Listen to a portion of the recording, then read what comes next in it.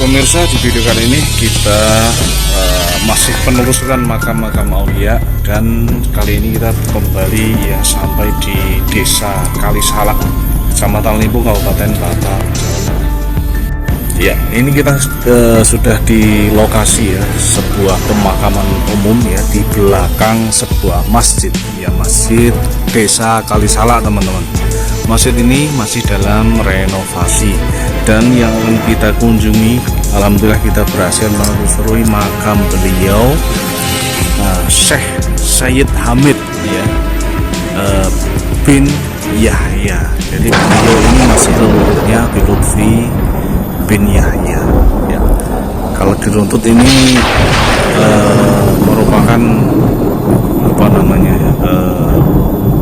beliau-beliau di Kalisalak ini ya, di Desa Kalisalak ini adalah orang-orang yang berjasa kepada ya negara Republik Indonesia ini ya, teman-teman. Dan mereka ini adalah pejuang-pejuang di bawah ya komando beliau Pangeran Diponegoro ya, teman-teman.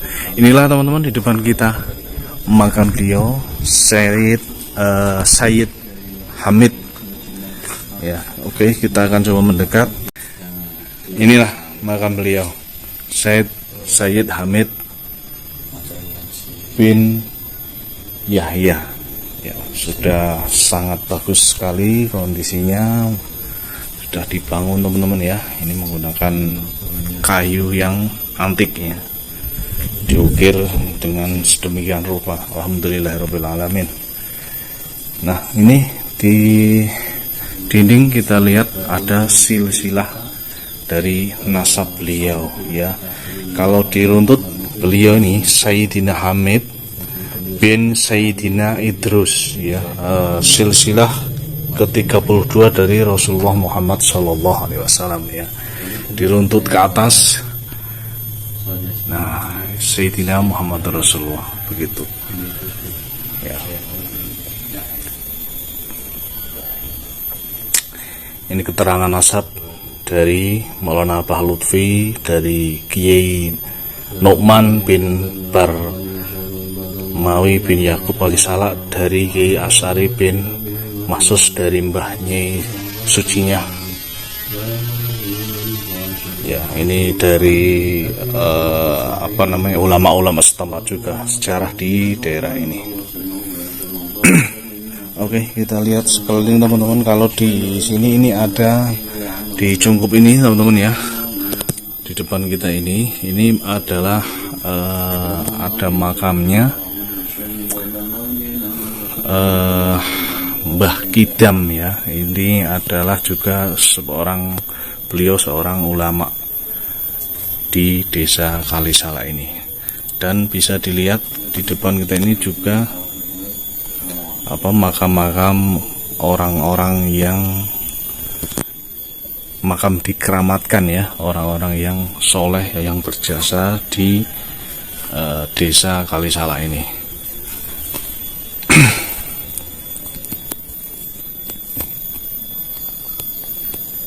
Oke teman-teman, sampai sini video kita kali ini ya, semoga bermanfaat.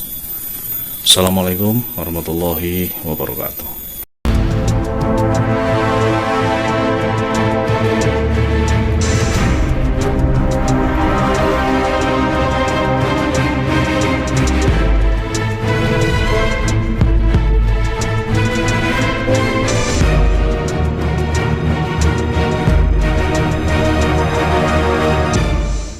Subhanallah, 3 hari sebelum puasa dipanggil sama Abah Lutfi dan saya ditunjuk jadi Sekretaris Jenderal Petanesia, sebuah organisasi kebangsaan non politik yang khusus merestorasi budaya dan persatuan kesatuan.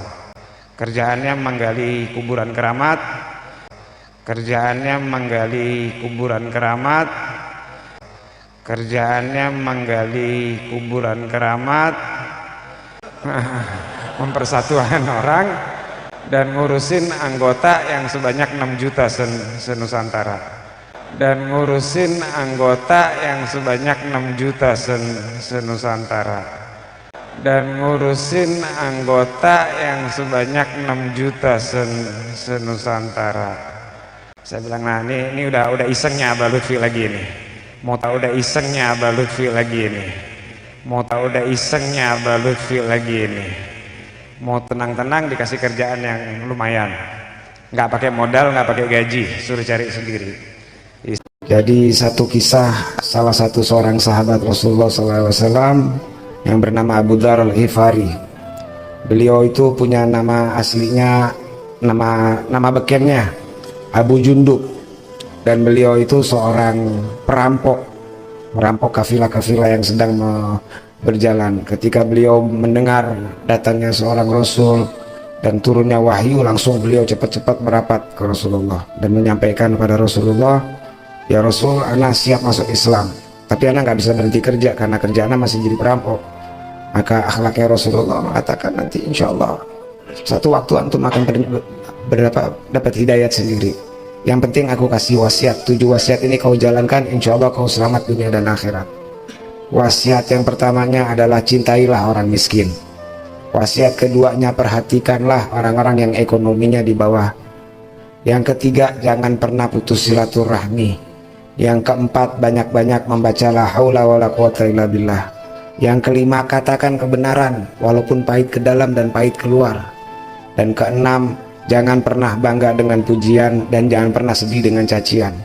Dan yang terakhir, jangan pernah mengemis. Jadi secara langsung Rasulullah meridoi kerjaan merampoknya walaupun itu tidak bisa halalkan, namun lebih afdol merampok dibanding mengemis. Kerjaan merampoknya walaupun itu tidak bisa halalkan, namun lebih afdol merampok dibanding mengemis. Kerjaan merampoknya walaupun itu tidak dihalalkan, namun lebih afdol merampok dibanding mengemis. Lebih afdol merampok dibanding mengemis. Segala bentuk ajaran, segala bentuk pemikiran, segala bentuk tesis atau kajian yang menyebabkan permusuhan dan perpecahan adalah kebohongan besar. Dan walaupun datanya itu benar, walaupun datanya itu benar, dan siapa yang membela kebohongan itu atau melawan kebohongan itu sama-sama menjadi saksi atau sama-sama menjadi sebab penyebarannya kebohongan tersebut.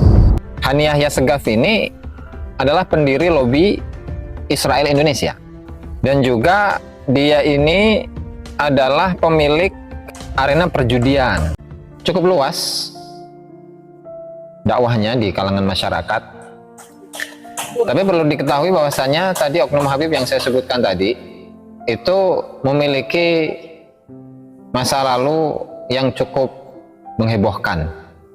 Itu dilansir dari website foaislam.com yang dilansir pada tanggal 8 Juni 2012 dengan judul Hani Yahya Seghaf, agen Zionis itu diciduk di arena judi bola tangkas. Jadi ada dua hal yang dimuat di dalam berita ini. Yang pertama adalah Hani Yahya Seghaf ini adalah pendiri lobi Israel Indonesia, dan juga dia ini adalah pemilik arena perjudian. Ini kan, dan di sini sedikit saya bacakan ya. Saya ringkas saja, tidak semuanya. Jakarta Fa Islam. Agen Zionis Yahudi pendiri lobi Israel Indonesia, Hani Yahya Seghaf alias Hans Sagof.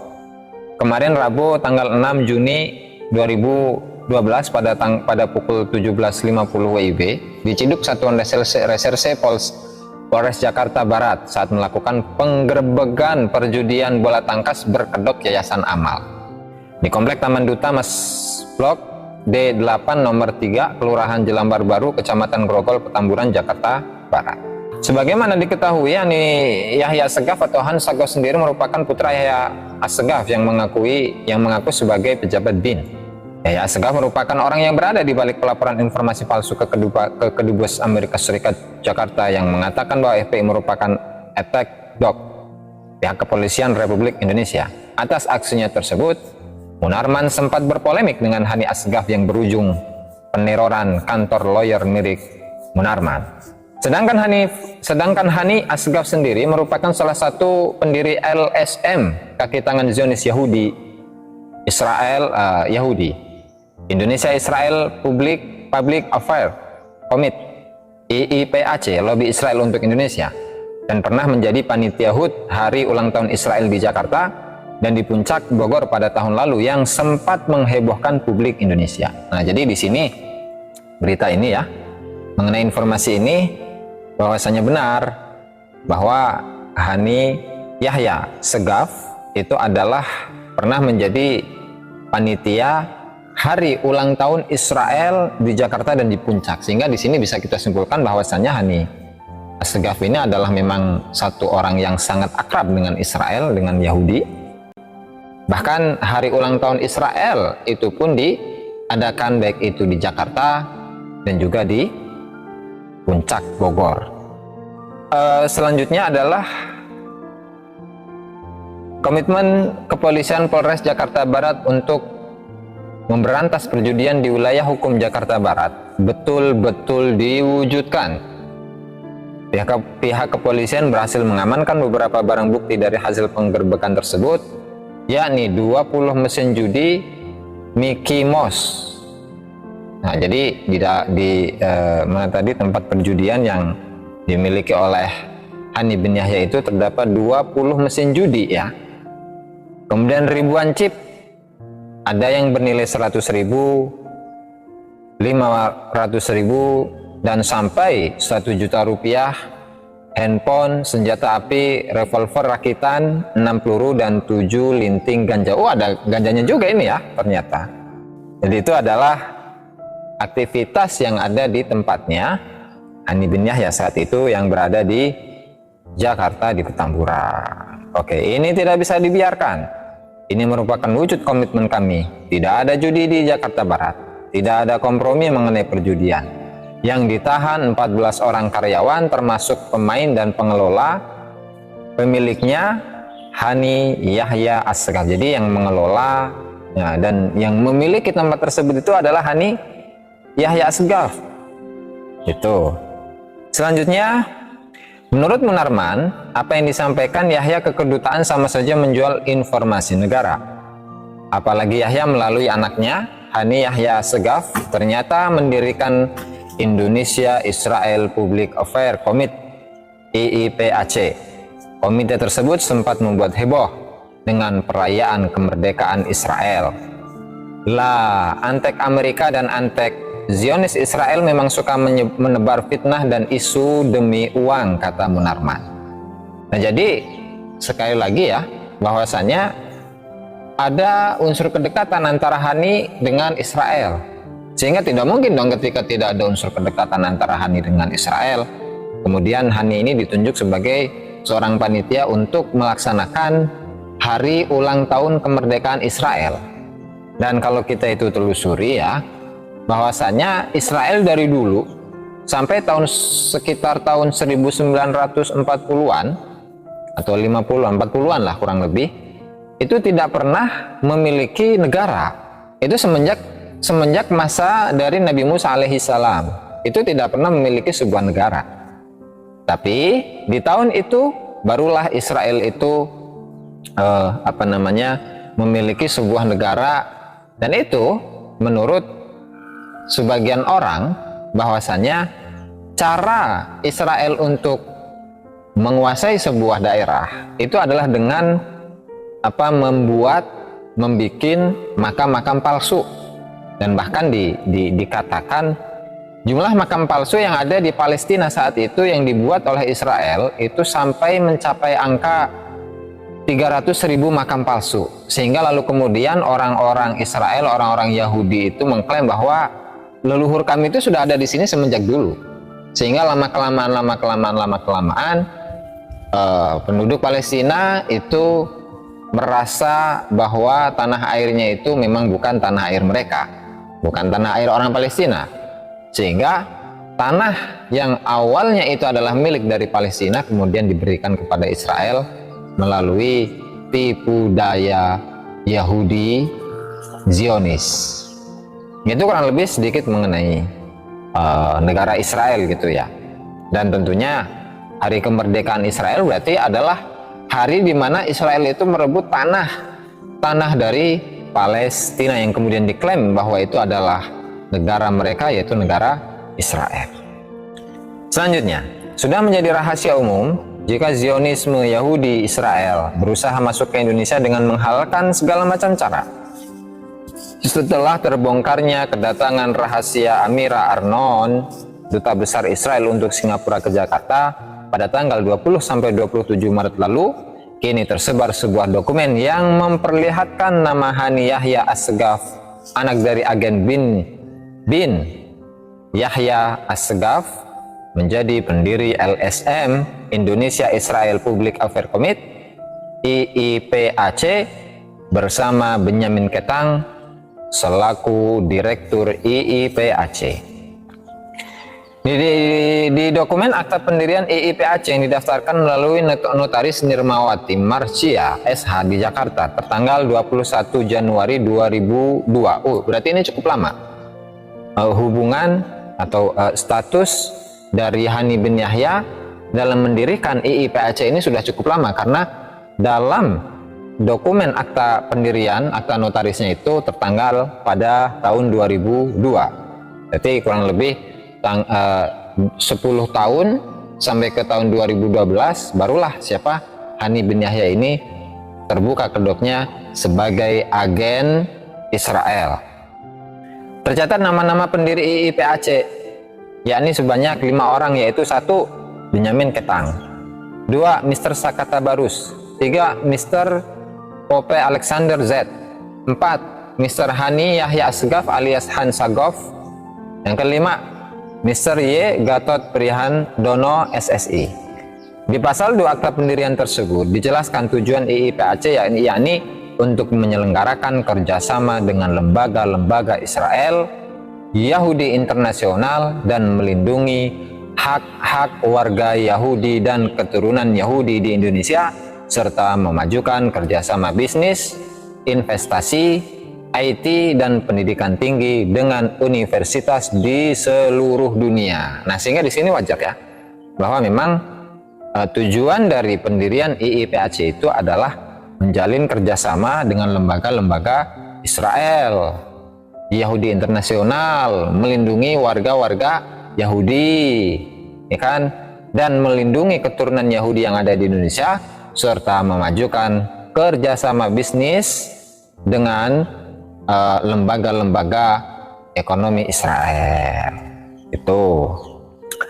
Nah, sehingga dari sini cukup jelas ya dari berita ini bahwasanya memang Hani bin Yahya ini adalah seorang agen Yahudi yang Allahu a'lam apakah memang tujuannya itu adalah untuk demi mendapatkan keuntungan atau tujuannya adalah untuk melindungi sesama bangsanya atau bagaimana. Kita tidak bisa menjustifikasi akan hal itu. Walhasil dari berita ini sudah bisa kita simpulkan bahwasanya memang benar-benar Hani bin Yahya Assegaf ini memang seorang agen Yahudi Israel, agen Zionis Israel yang ada di Indonesia, dan itu semenjak mulai dari tahun 2002.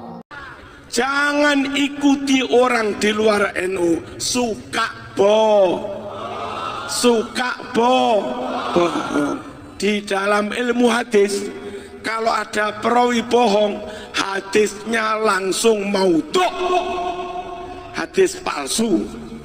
Bukan hanya mardud, bukan hanya mungkar, maudhu'. Dulu Imam Bukhari dapat riwayat hadis, dia telusuri, dicek kepada perawinya. Ketika Imam Bukhari datang, ternyata si perawi itu sedang menipu kuda. Dia pegang rumput untuk memancing kuda biar mau datang. Diiming-iming rumput. Setelah kudanya datang, ternyata rumputnya nggak diberikan. Berarti menipu kuda. Imam Bukhari langsung pulang, nggak jadi meriwayatkan hadis palsu itu. Menipu kuda, hadisnya palsu. Lah sekarang menipu kiai, palsu kuadrat. Allahumma shalli ala sayyidina Muhammad. Marzuki diberitakan kaya anti habaib. Pada tadi siang saya di Pekanbaru, di Melalawan, baru saja ziarah pakai nyebrang sungai ke makam Habib Abdullah bin Idrus, ke makam Habib Syarif, siapa tadi lupa. Saya di Jawa Timur biasa maulidan begini dengan Habib Abdullah, dengan Bim Ahmad. Habib Ahmad kalau kami halal bihalal, kadang beliau rawuh, itu juga rame-rame ke rumah makan duren. Saya nggak merasa pernah anti habaib. Wong maulid ya bareng, makan ya bareng. Saya juga ziarah ke makam habaib. Tapi itulah mereka sukanya oh, lek nggak berbohong gak melebu swarga. Allahumma shalli ala sayyidina Muhammad. Marzuki kira-kira 3 minggu yang lalu sedang ada di Madinah, tepatnya di Masjid Quba. Setelah sholat di Masjid Quba, keluar buka medsos, tahu-tahu ada uploadan dari Jawa Timur, katanya PWNU Jawa Timur mendukung calon presiden tertentu. Ada gambarnya, ini kantor PWNU. Bohong 100%. Lewong ketuanya masih di Kuba kok. Rapatnya gimana? Apalagi dikatakan yang didukung itu blas.